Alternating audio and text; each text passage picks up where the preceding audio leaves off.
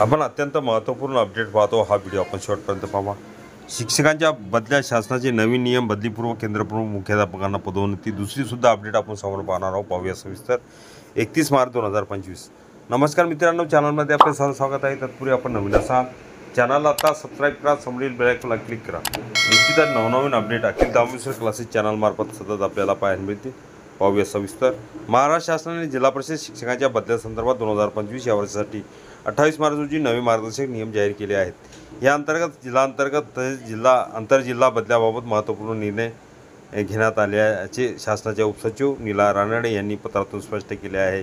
जिल्हांतर्गत बदल्या करताना विशेष संवर्गाचा समावेश करण्यात आला असून 30 जून 2025 रोजी वयाच्या 53 वर्ष करणाऱ्या शिक्षकांना विशेष संवर्ग भाग 1 अंतर्गत पात्र मानले जाणार आहे।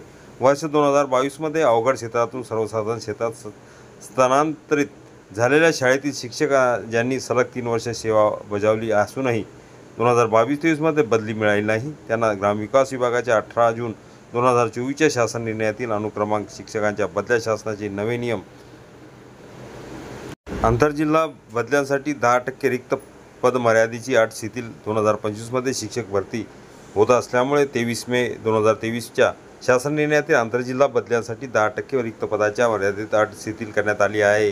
तथापि शिक्षकांना कार्यमुक्त करण्यापूर्वी नव्याने भरती झालेल्या शिक्षकांची उपलब्धता सुनिश्चित करणे आवश्यक राहील। 172 नुसार विशेष बाब म्हणून संधी दिली जाणार आहे। तथापि हे शिक्षक टप्पा क्रमांक 7 साठी पात्र ठरणार नाहीत। जिल्हा परिषदांनी विस्तार अधिकारी, शिक्षण केंद्र प्रमुख, मुख्याध्यापक पदोन्नती प्रक्रिया बदलीपूर्वी पूर्ण करण्याच्या शासनाच्या उपसचिव नीला रानडे यांनी पत्रात नमूद केले आहे। अवघड क्षेत्रातील रिक्त पदे भरण्यासाठी टप्पा क्रमांक 7 लागू केला जाणार आहे। याआधी जिल्ह्यातील अपेक्षित रिक्त पदाची निश्चिती करून आवश्यक समानीकरण प्रक्रिया पूर्ण करण्याच्या सूचना देण्यात आल्या आहेत। पुढील बदली वर्षात सेवानिवृत्त होणाऱ्या शिक्षकांनी विनंती केल्यास त्यांना विशेष संवर्ग 1 अंतर्गत बदलीसाठी पात्र मानले जाणार आहे, असाही नियम करण्यात आला आहे। 30 सप्टेंबर रोजी निश्चित झालेल्या पटसंख्येनुसार रिक्त पदे बदली पोर्टलवर प्रदर्शित केली जाणार आहेत। ज्या जिल्हा परिषदांमध्ये शिक्षक अतिरिक्त असतील त्या जिल्हा परिषदांमध्ये इतर जिल्ह्यातील शिक्षकांना बदली दिली जाणार नाही। या नव्या मार्गदर्शक सूचनांमुळे शिक्षक बदल्याची प्रक्रिया अधिक स्पष्ट आणि सुव्यवस्थित होईल, असे प्रशासनाने स्पष्ट केले आहे।